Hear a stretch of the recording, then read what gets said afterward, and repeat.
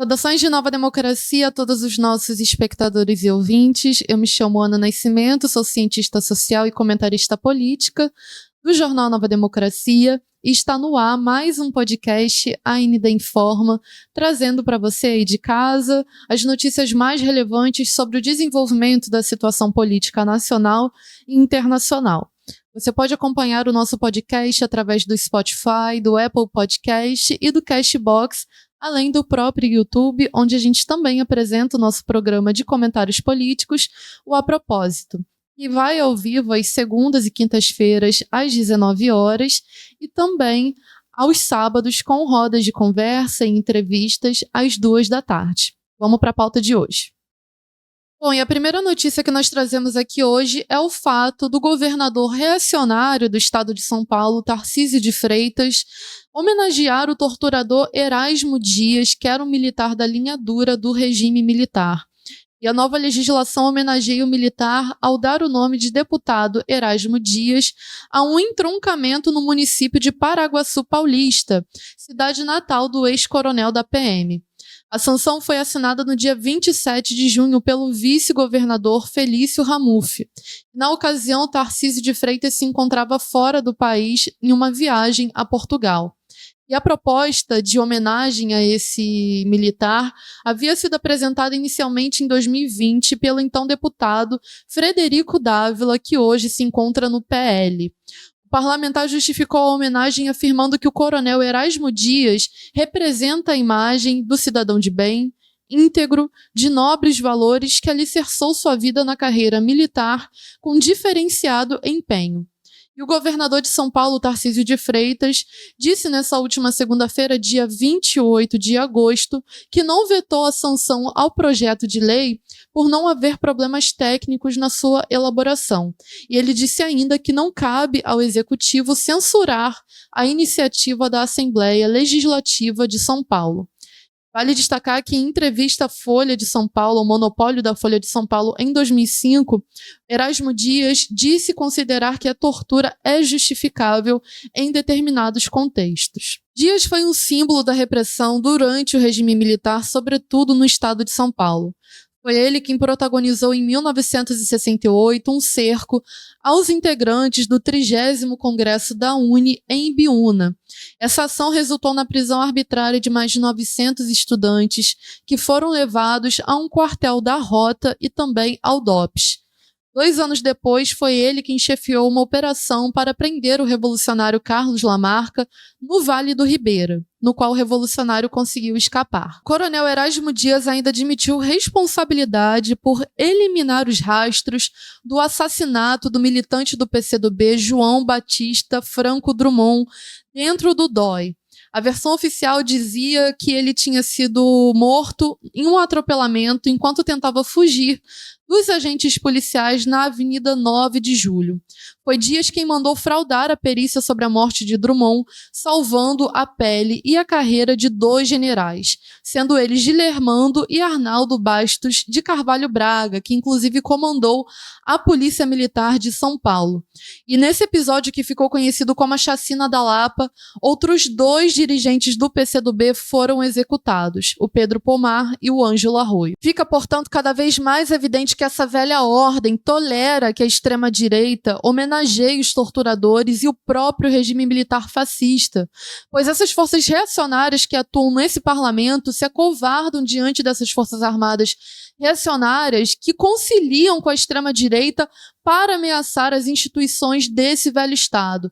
Fica, portanto, cada vez mais evidente que o que barra o fascismo e o que barra o golpismo dessas forças armadas que são tão homenageadas através desses torturadores será através da luta popular incessante no nosso país. Bom, e a segunda notícia que nós trazemos aqui hoje é o fato de que Ricardo Salles, o deputado federal, atual deputado federal e ex-ministro do Meio Ambiente, se tornar réu nesta última segunda-feira, dia 28 de agosto, em um caso que investiga a exportação ilegal de madeira da Amazônia.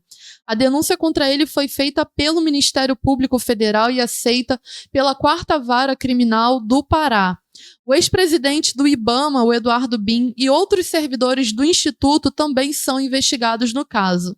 Além de Salles e Bin, outras 20 pessoas foram denunciadas por crimes relacionados à corrupção passiva, crimes contra a flora, promoção, constituição, financiamento ou integração de organização criminosa. E segundo a denúncia, os servidores do IBAMA, nomeados por Ricardo Salles, emitiram certidões e ofícios em desacordo com as orientações técnicas da instituição para liberar madeira de origem brasileira que foi apreendida nos Estados Unidos. O ex-ministro Ricardo Salles e deputado federal ainda teria se encontrado, segundo as investigações, com as empresas envolvidas nesses esquemas e também com membros do IBAMA numa reunião sobre exportação de madeira nativa do estado do Pará. E a dita Justiça do Estado do Pará destaca que Salles não deve ter foro privilegiado, porque esse processo não tem relação com o exercício do mandato.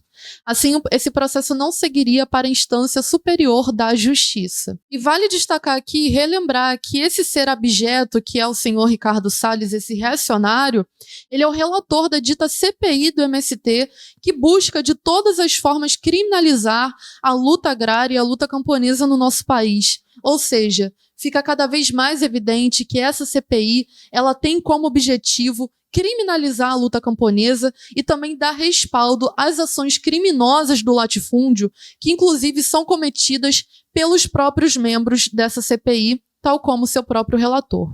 Bom, e antes de passarmos à nossa terceira e última pauta do nosso ANIDA Informa de hoje, como parte do compromisso de A Nova Democracia em impulsionar e promover a cultura e a arte popular no nosso país, nós anunciamos o nosso segundo concurso literário de contos, poesias e crônicas, e as nossas inscrições já estão abertas. Elas foram iniciadas no dia 11 de agosto, vão até o dia 11 de outubro, e a temática desse ano será as Jornadas de 2013, que nesse ano, inclusive, completam 10 anos. Todos os vencedores nas 3 categorias irão ganhar uma quantia em dinheiro numa cerimônia de premiação aqui no Rio de Janeiro. Vale a pena você participar, vale a pena você conferir e também você pode fazer a sua inscrição no nosso site anovademocracia.com.br. Confira lá. Bom, e a terceira e última notícia que nós trazemos aqui hoje é o fato de que neste dia 29 de agosto se completam 30 anos da chacina de Vigário Geral, que demonstra que, na verdade, o terrorismo do Estado continua no nosso país. Essa chacina de vingança, no qual ceifou a vida de 21 moradores da favela de Vigário Geral, aconteceu um dia após o assassinato de 4 policiais. Esses 4 policiais foram assassinados em uma emboscada na Praça Catolé do Rocha, em Vigário Geral. No dia 29 de agosto de 1993, mais de 30 homens encapuzados entraram na comunidade, divididos em grupos, e promoveram um verdadeiro massacre e um dia de terror para os moradores. Eles abriram fogo contra os moradores que estavam nas ruas, em bares, inclusive invadiram uma casa e ceifaram a vida de toda uma família, inclusive crianças, mulheres.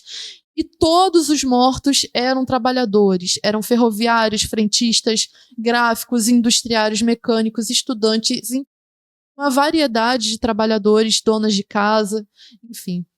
Inclusive, o Ministério Público denunciou cerca de 52 policiais por terem participado dessa chacina de vingança. E destes 52 policiais, apenas 7 foram condenados e, mesmo assim, 3 foram absolvidos em um segundo julgamento.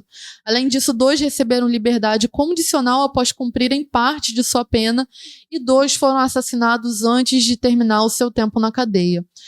Inclusive, vale ressaltar aqui o que a gente sempre traz nas nossas notícias e matérias sobre essas operações de alta letalidade, essas operações de vingança que acontecem aqui no Rio de Janeiro, mas não só, como a gente tem visto e acompanhado ao redor de todo o país, no qual essas operações têm crescido a olhos vistos.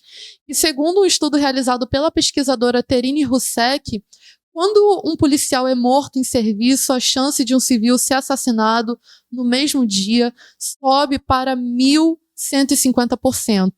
No dia seguinte, em 350%, e na semana seguinte, ainda em valores absurdos, em 150%. Ou seja, fica mais do que evidente que esse é um modus operandi de promover massacres do povo trabalhador por esse velho Estado. Vale destacar, inclusive, que o número de mortos na chacina do Guarujá, já que estamos falando dessa temática, já aumentou para 23 mortos nessa chacina atroz que foi cometida pela Rota, uma evidente operação de vingança cometida pela Rota, pela polícia do estado de São Paulo.